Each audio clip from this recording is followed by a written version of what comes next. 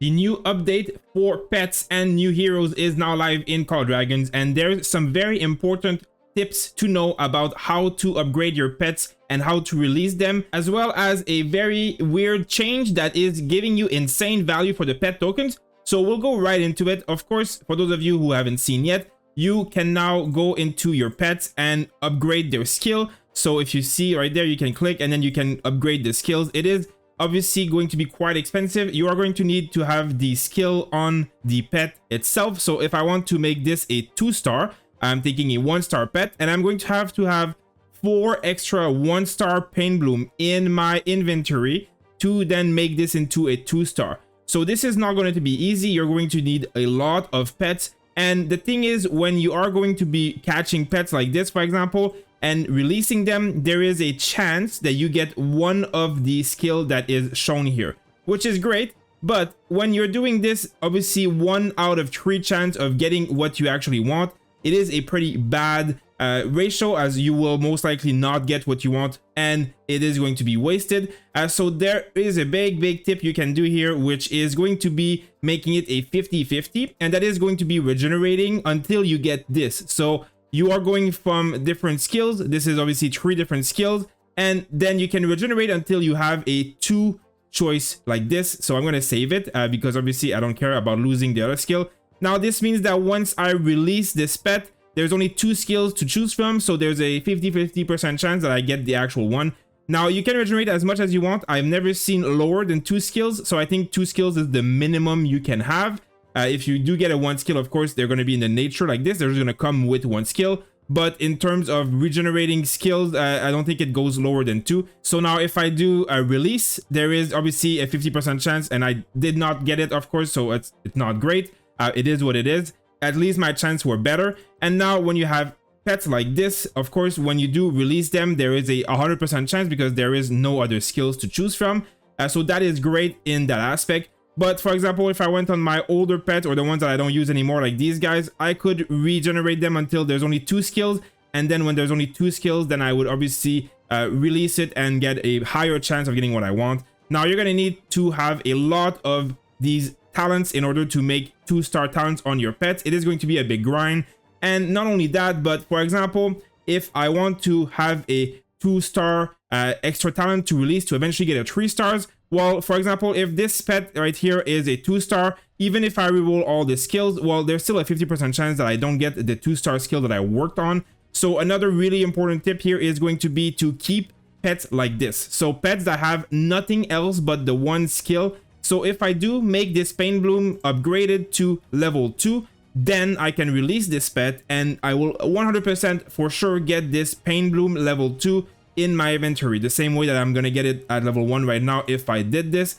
So this is just basically when you do get the pets of the type that you want and they have nothing else in their skills other than the 1 talent that is important to you. You can keep this pet as basically a template, so I can make this 1-star into a 2-star and then release the pet so that I make sure that I get a 2-star card in my inventory to then apply to any pet I want, because you can just apply a 2-star directly. Or if you want to make it 3 stars, well, you are then going to need, of course, 4 2-stars in your inventory. So it is hard to get 2 stars in inventory because you're not going to get them in nature. So this is the way.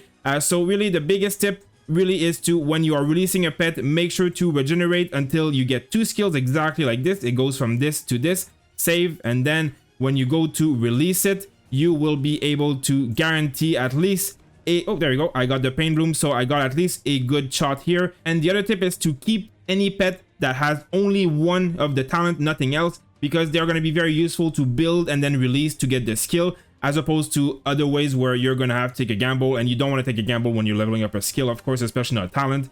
And of course, also locking, very good if you don't want to mistakenly release your pet. This is something that obviously when you have a 2-star like this, make sure to lock it. You do not want to mess it up.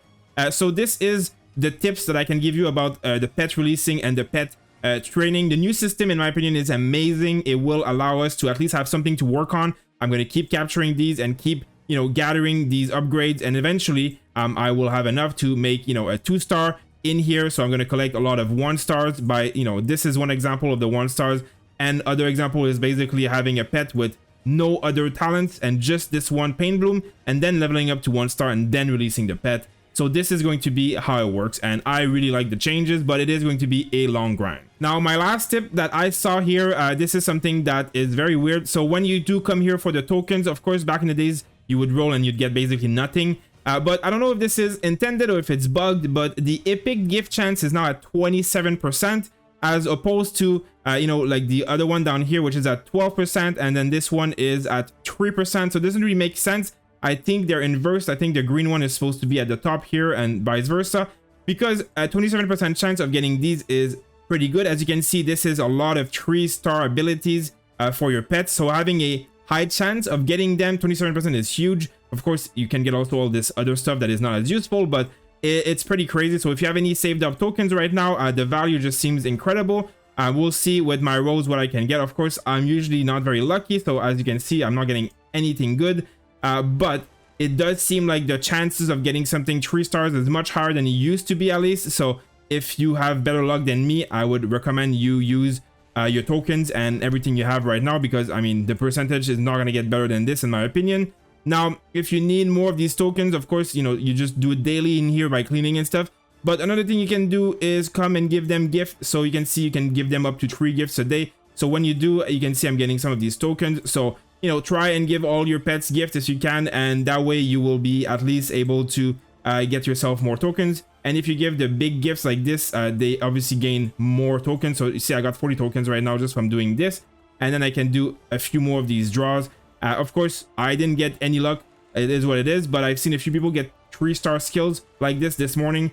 So if you do have the tokens saved up, or if you have a lot of these things saved up to give, make sure to use them, because it seems like if it's not bugged, it's just great value right now. So you should be doing it nonetheless. I think it's the best thing you can do with these tokens right now. I've never seen anything like that before. So that's about the pets and the really important tips that you must know about this new update. There's also obviously the new heroes in this game. So if you go into your emojis here and you come down right here, you'll see this is the new hero, Magrat and Zeta. And if you click go, it basically brings you to their screen so you can see all their skills.